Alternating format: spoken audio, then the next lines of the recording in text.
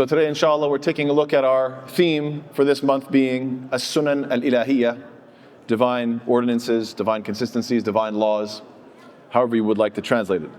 Taking a look at the 10th juz, within which Allah subhanahu wa ta'ala says, بَعْدَ أَعُوذُ بِاللَّهِ مِنَ الشَّيْطَانِ الرَّجِيمِ وَأَطِيعُوا اللَّهَ وَرَسُولَهُ وَلَا تَنَازَعُوا فَتَفْشَلُوا وَتَذْهَبَ رِيحُكُمْ وَاصْبِرُوا إِنَّ اللَّهَ مَعَ الصَّابِرِينَ.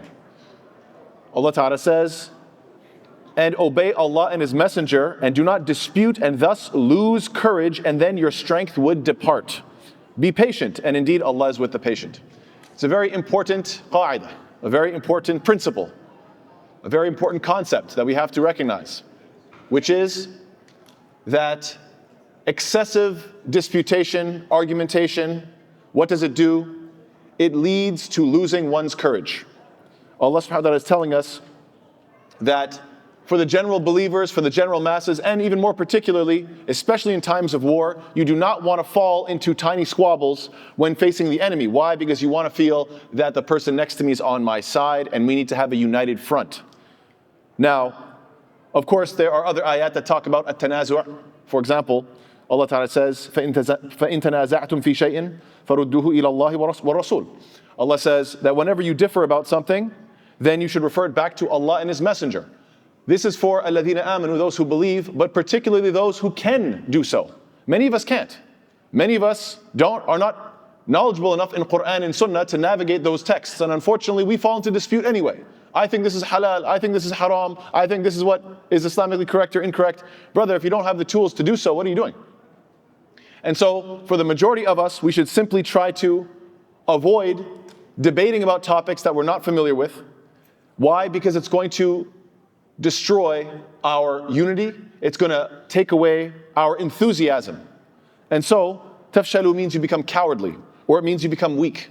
And then, وَتَذْهَبَ رِيحُكُمْ means what? Your victory will leave you. Your boldness, your seriousness, your strength, your unity, all this is going to go away from you. And so therefore Allah commands, says, وَاصْبِرُوا, be patient with who? Against the enemy? Yes, of course. But be patient with each other first. Be patient with each other first. First and foremost, take it easy on each other and recognize that, look, we may differ on smaller issues, but alhamdulillah, this doesn't have to escalate and become something that creates division amongst us. Does this mean that we can never differ about anything? Of course not. There's different types of differing. There's the good type, where we differ with one another, which is called shura. We have a discussion. There's the healthy type, which is disagreeing about fundamentals. If somebody has ideas that are completely against the fundamentals of our deen, then you're going to have to differ, obviously.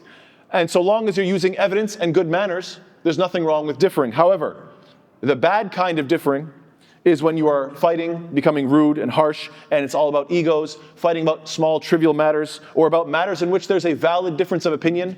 Ulama have a valid difference of opinion. Why are you fighting about it? The scholars have come to the conclusion that this is something, it can be seen from different perspectives. Not a big deal to fight about. Or, like I said, fighting about things that we know little about. We should remember that the Prophet ﷺ, when he took the pledge of Islam, taking the pledge, Ubadah ibn Samit, anhu, he narrates and he says, فِيمَا أَخَذَ عَلَيْنَا أَنْ بَايَعَنَا عَلَى السَّمْعِ وَالطَّاعَةِ, that amongst the things that we took a pledge of allegiance to is hearing and obeying. And then what else? And he goes on to say, فِي مَنْشَطِنَا وَمَكْرَهِنَا, whether we are feeling energetic or whether we're feeling tired and weak. وَعُسْرِنَا وَيُسْرِنَا, whether we're in hard times or whether we're in good times, you have to obey. And what? وَأَثَرَةٍ عَلَيْنَا, even if there's preference against us. So even if the ruler you feel isn't doing things fully justly, well, which ruler is? No, it's, how are you going to get 100% perfect rulers, right? You're not going to get 100% perfect, and sometimes people say we need to have a revolution and change the whole thing. Okay, whoever you replace him with, he's going to have some mistakes too, right? And therefore, the Prophet says, وَأَنْ لَا نُنَازِعَ الْأَمْرَ أَهْلَهُ, we don't differ, we don't fight with one another, إِلَّا أَن تَرَوْا كُفْرًا بَوَاحًا, except if you see clear-cut something completely disbelief, kufr. In that case, of course, then you have to object. And so, when it comes to on our level, just the smaller social level, we should remember something.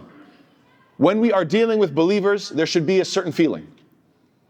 And that's a very different feeling than when dealing with the hypocrites. And so I want you to ask yourself, which one applies to you? We know that the relationship when dealing with a believer is based on what? Unity. I want to get to know you, you want to get to know me, we want to feel that unity. With the hypocrite, it's about divide and conquer.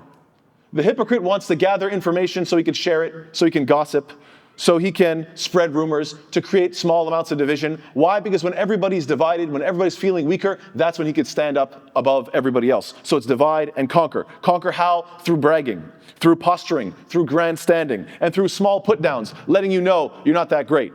This is the relationship that the hypocrite wants. Why? What is the objective there? The goal of the interaction for the believer is to develop a beautiful relationship, whereas for the hypocrite, it's to develop an asset to take advantage of. How can I come here to the masjid? Why? To get closer to Allah? To get closer to the believers? No. To network and to make sure that I can take advantage of this one and that one for whatever gains that are personal to me. And of course, both can be the case. And so it's very hard to differentiate. So ask yourself, which side of the fence do you fall upon? Why? Why is this the case? Because of how you see people. The believer sees others as on their level. I want to get to know you, I want to be close to you because we're all brothers here. We're all standing together, shoulder to shoulder. There's a lot of symbolism in that. So we're all on the same level. Whereas the hypocrite looks down on others and they want you to look up to them. And so what does the interaction feel like? And this is very, very crucial, so please pay attention. When you're interacting with the believer, you feel comfortable and you feel natural. You feel at ease. You feel like you can be yourself.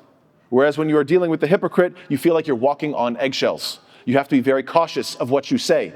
You don't really know where you stand with this individual. One minute they're your best friend, the next minute they're cold. You don't know if they're going to use what they're saying for you or against you. And therefore you have to be careful. Why? Because like I said, the slightest thing might offend and they're going to want to put you down. Why? To maintain that status. So how do you feel? And how do others feel when dealing with you? This is a very critical question. And so we end with the hadith, the statement of the Prophet ﷺ, who says what? Al-mu'minu mu'lafun. وَلَا خَيْرَ فِي مَنْ لَا يَأْلَفْ وَلَا يُؤْلَفْ. That the Prophet says, the believer is friendly and accommodating, easygoing. And there is no good in the person who is not easy to befriend and who is not accommodating nor easy to accommodate. And this is reminiscent of another hadith. I'll go one more. Al-mu'minun hayyinun layyinun kal-jamal al-anif.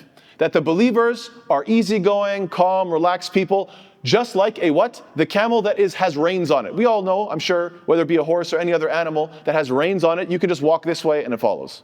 And you walk that way and it follows. It's a tiny little rope. I mean, this big animal could pull away if it really wanted to, but typically you just grab this little rope and you walk around and it just goes wherever. And certain hadith, they go into more detail saying if you tell it to sit, it'll even sit on a rock, if it's uncomfortable. What's the idea? As a believer, you should be serious about serious things, deen. But when it comes to smaller things, hey, where do you want to eat? I don't know, go to any restaurant. What sport do you want to play? I don't know, whatever you guys want to play, I'm happy, whatever. Hey, where do you want to go? You want to go to this place, that place? Yeah, sure. Easy going. Why? Because when it comes to these smaller, trivial, dunyawi matters, you don't get super angry and upset and, no, my way, I have to prove that I had the best opinion. Why? Just relax. When it comes to deen matters, then take it seriously. Take it seriously on yourself and try to promote what's good. But when it comes to smaller matters, just be hayyinun layyinun. Be easygoing and accommodating, and so that people know you as somebody who you just go with the tide, go with the breeze, and just hang out with the believers. May Allah Ta'ala make us of those who are friendly around each other. May Allah Ta'ala make us of those who are easygoing around each other. Ameen ya Rabbil Alameen, so that we do not lose against anybody who wants to divide us. Ameen. Wassalamu alaikum wa rahmatullahi wa barakatuh.